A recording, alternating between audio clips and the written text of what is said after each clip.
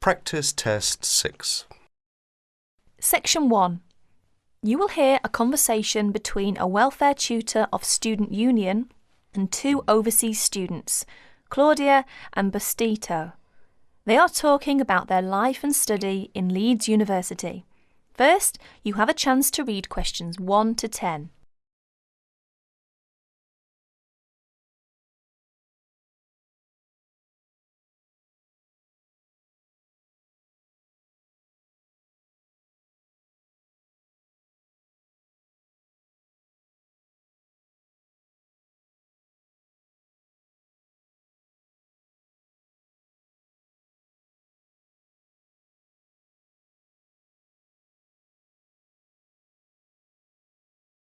Now listen carefully and answer questions 1 to 10.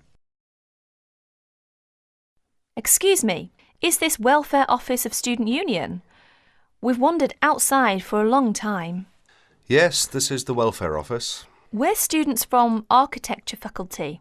Our Professor Thompson asked us to come. Ah, yes. You must be Claudia and Bautisto. How are you? Your professor has mentioned your names through the telephone. Fine, thank you. As a welfare tutor, my job is interviewing overseas students and help. Therefore, your arrival doesn't mean you will tackle the problems alone. I have a lot of things to ask you. I want to know how you feel about life in Leeds University. Who will be first? Oh, Claudia, please. OK.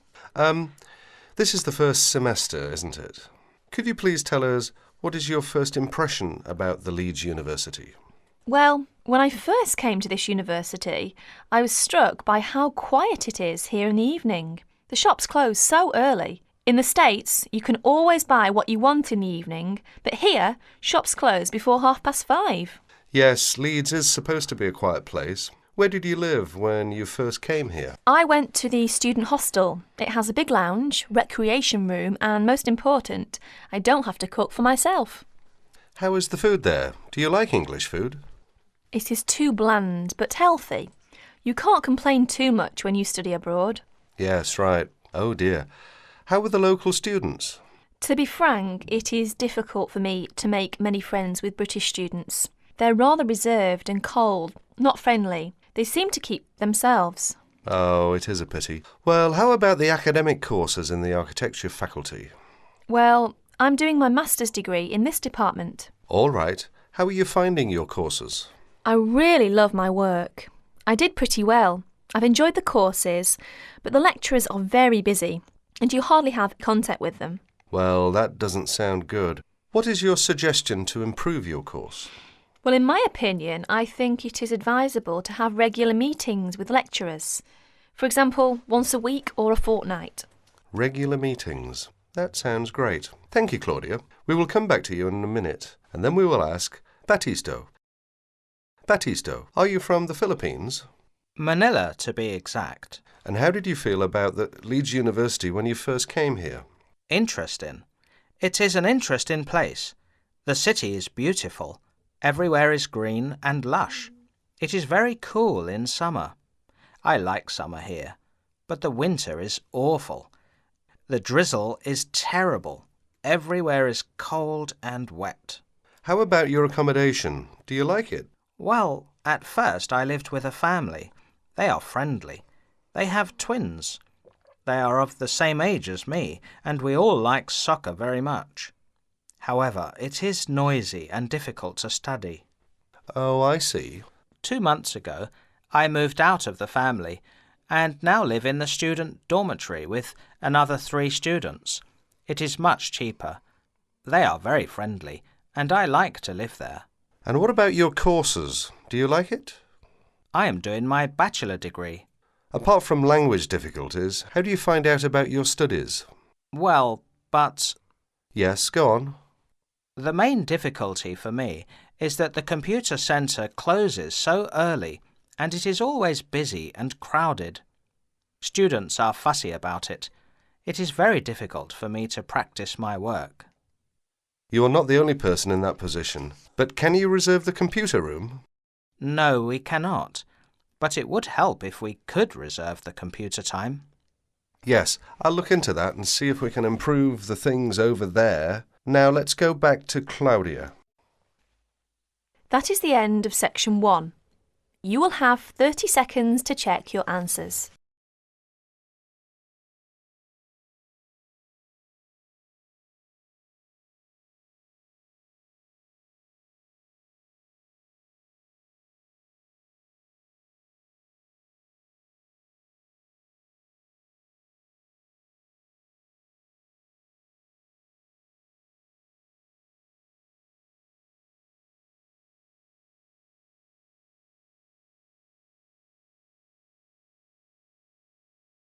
Section 2.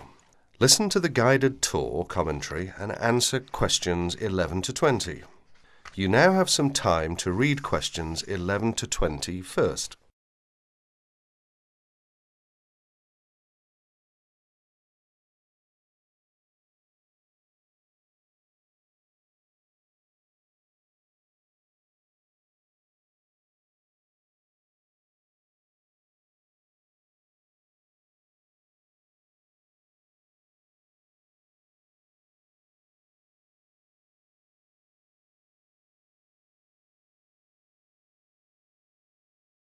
Welcome to the library tour. We'll begin our tour of this level of the library here at the entrance. Then we'll go in a clockwise direction. So, first of all, over here on the left, next to the entrance, is a touchscreen information service. These computers can be used at any time to get general information about the library and how it works. In front of the touchscreen information service are the catalogues. As you can see, it's a computerised catalogue system and it's very easy to use. The catalogues are linked up to the other libraries at the university, so make sure you check which library a book is in when you are trying to locate a particular item. Next, along here on the left, we have the circulation desk for borrowing and returning books. The returns area, the place for returned books and other items, is at the end of the circulation desk, near closed reserve. Closed reserve, as most of you probably know, is a collection of books that are in high demand, so they are on restricted circulation. If a book is on closed reserve, you can only borrow it to use within the library for 3 hours at a time. Over there in the corner are the shelves for newspapers. The library has an extensive collection of local and international English language newspapers. They are kept on those shelves for 1 month and then stored elsewhere. As we continue on our tour, around to the right, this large central section is the reference section. Reference texts cannot be borrowed for use outside the library. They must be used within the library. All these shelves in the centre of this level are the reference section. Now, the stairs here on the left lead to level 2 only. On level 2 are most of the law books. To go up to the other levels of the library, you have to use a lift. Beside the stairs are the restrooms for this floor. Now, as we walk around this corner to the right, this large room on the left is the Audio-Visual Resource Centre. You can come here if you wish to listen to a tape or watch one of the library's videos. Next to the Audio-Visual Resource Centre is the photocopying room. There are 15 copiers for student use, and we've recently added a colour copier. The system for copying uses cards, not coins. You can buy a photocopy card from the technician in charge of the photocopying room, or from the information desk if he isn't here at the time. On our right, these work tables are for student use, especially for small groups to work together, or you and your colleagues can use the conference room, which is that small room there next to the lockers. You can work on group projects in the conference room without disturbing anyone, and there's a conference room on each level of the library. The round desk in front of the lockers is the information desk. If you need help using the catalogues, or you need to organise a loan from another library, the information desk is the place to come. And finally, here, beside the exit doors, these 2 shelves contain current magazines and journals. Like the newspapers, they are kept here for a time and then stored elsewhere. OK, that's the end of the tour of this level of the library. I'll leave you to look around yourselves now, and if you need any further help, please ask at the information desk. That is the end of section 2. You will have half a minute to check your answers.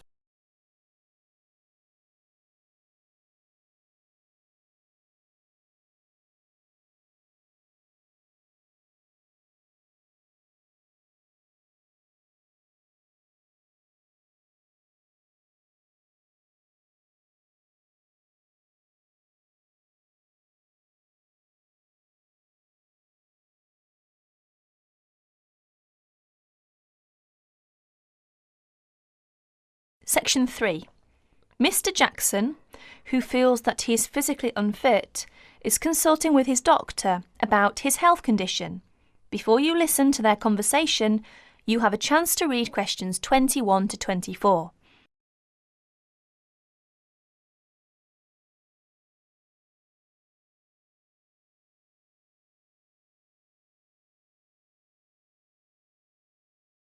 Now please listen to the recording and answer questions 21 to 24. Well, Mr. Jackson, the first and important thing I have to tell you is that there is really nothing seriously wrong with you. Physically, that is. My very thorough re-examination and the analyst's report show that basically you are very fit. Yes, very fit. So, why is it, Doctor, that I'm always so nervy, tense, ready to jump on anybody? My wife, children, colleagues. I think your condition has a lot to do with, shall we call it, way of life, habits? Way of life? Habits? Yes. Now tell me, Mr. Jackson, you smoke, don't you? Yes, I'm afraid I do, Doctor. And rather heavily, I imagine. Well, yes. I smoke, about 40, 50 a day, I suppose. You should do your best to stop, you know. Yes, I see. But, it won't be the first time. I've tried to give up smoking several times, but it's no good. You see, 50 a day is overdoing it, you must admit. You must cut down at least that. Ah, yes. I know that when you're feeling tense, you probably feel that a cigarette relaxes you.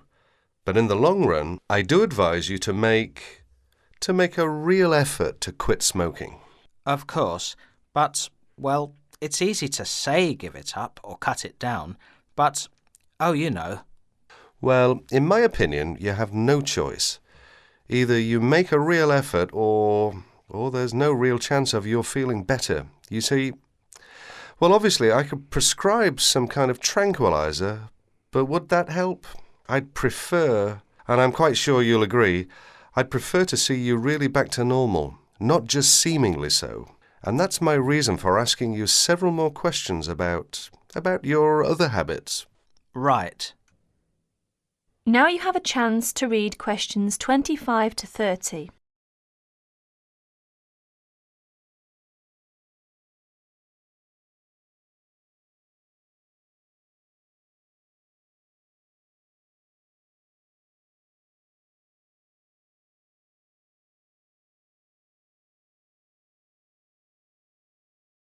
As you listen to more of their conversation, answer questions 25 to 30. Your eating habits, for example. What do you eat normally, during a normal day? Yes, I'm a good eater. Yes, I'd say I'm a good eater. Now let's see. Up at 8 in the morning, and my wife has a good breakfast ready. A good breakfast? The usual. A cereal followed by bacon and eggs with fried bread and perhaps a tomato or two. Then toast and marmalade, all washed down with a couple of cups of tea. Yes, I really enjoy my breakfast. Yes, I can see you do, but I'd advise you to eat rather less. We'll come to that later. Go on. Then lunch. No, first brunch. A cup of coffee and a bun at 11. Lunch has to be quick, because there's so much to do in the office about that time, so I have a pint and a sandwich in the pub. All very hurried. Try to be in less of a hurry. But I make up for it in the evening. I get home at about 7. Dinner's around about 8. Yes, my wife's an excellent cook. Excellent. It's usually some meat dish, and we like spaghetti as a first course. Spaghetti, a meat dish, cheese, sweet. But then, at the end of the day, shall we say, then I begin to feel on edge again. Most evenings after dinner we read or watch TV, but I get this terrible feeling of tension. Well, I'm sorry to have to say this because you obviously enjoy your food, but I really do recommend that you eat less, and secondly, that you eat more healthily. Instead of having that enormous breakfast, for example, try to be content with fruit juice and some cereal. I see, but 11 says right. Well, that's all right, but lunch should be more leisurely. Remember, your health is at stake, not your job. As for dinner, I'd advise you to eat a soup, perhaps, with a salad. A salad followed by some fruit. But my wife's cooking is superb, granted, and she probably enjoys preparing delicious meals for you. If you like, I'll have a word with your wife. No, that won't be necessary. Thanks just the same, Doctor, but no. That is the end of section 3. You now have 30 seconds to check your answers.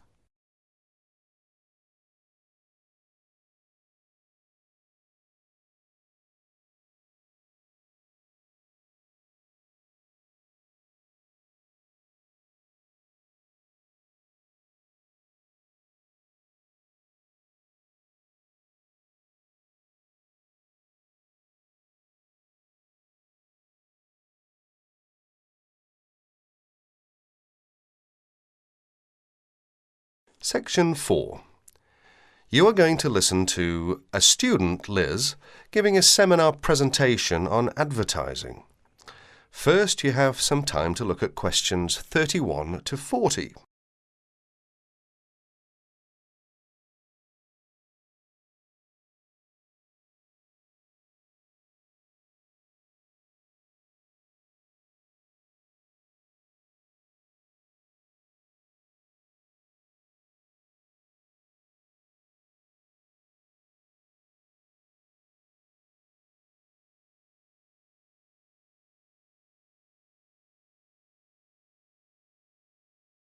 Listen to the talk and answer questions 31 to 40.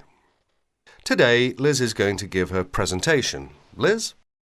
For my presentation, I looked at the different forms of advertising, especially at how women are portrayed by the media.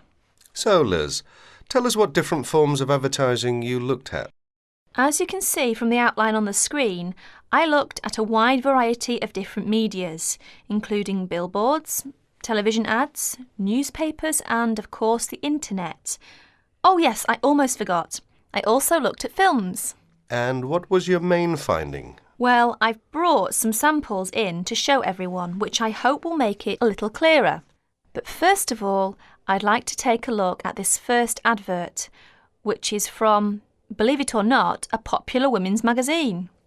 Now, even though this is a women's magazine, as you can see, women are portrayed in what we might call a submissive role.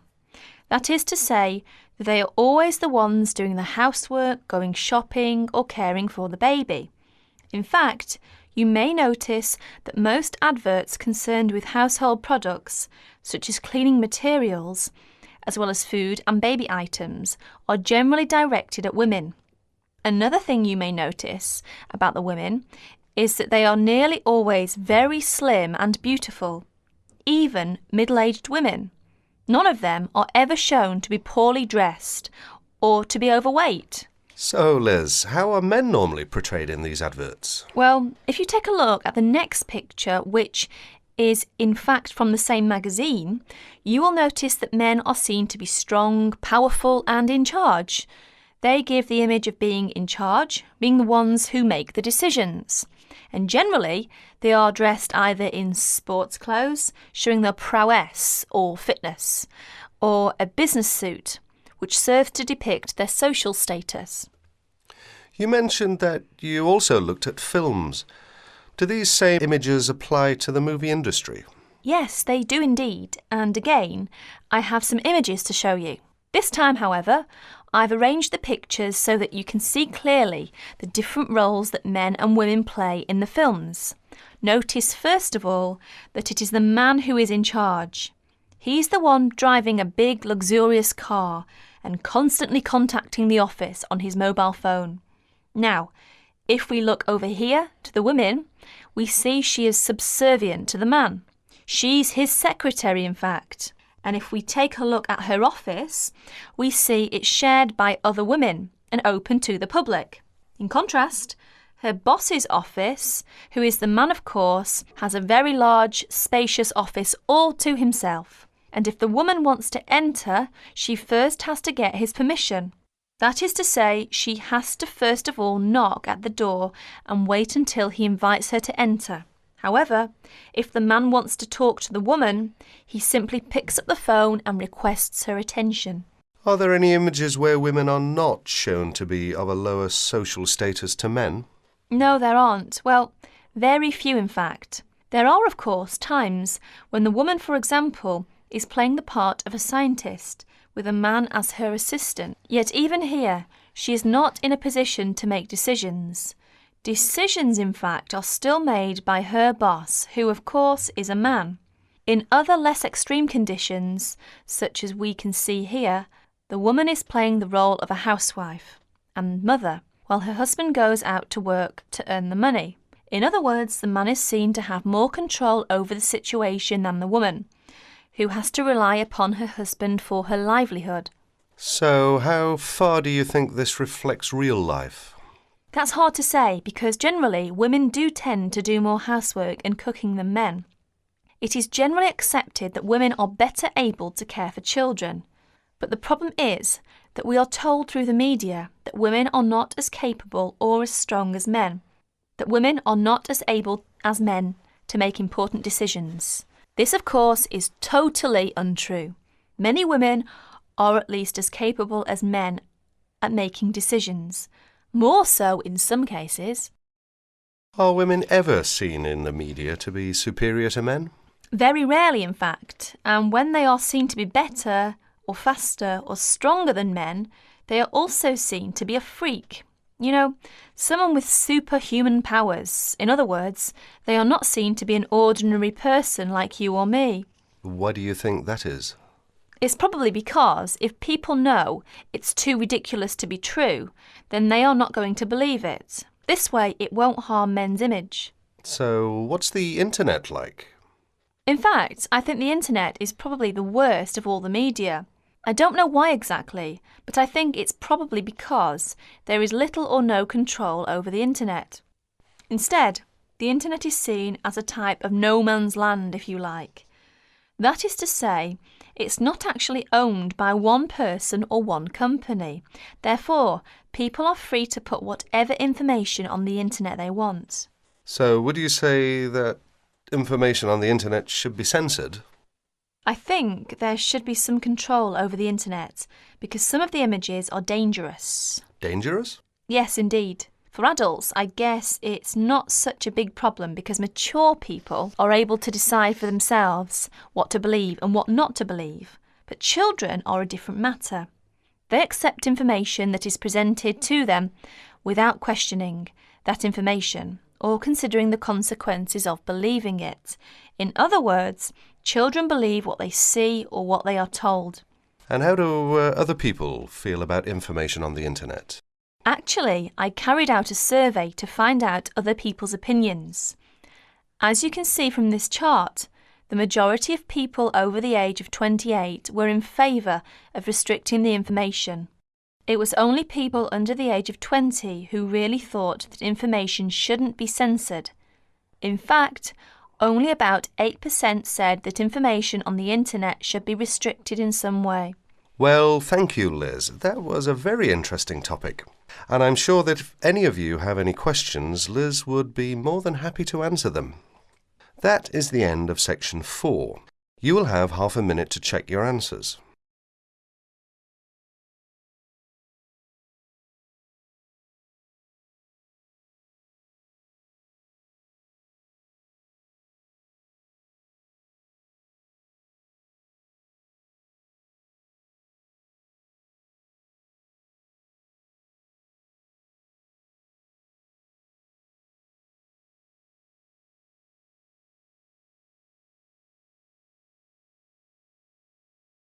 That is the end of practice test 6.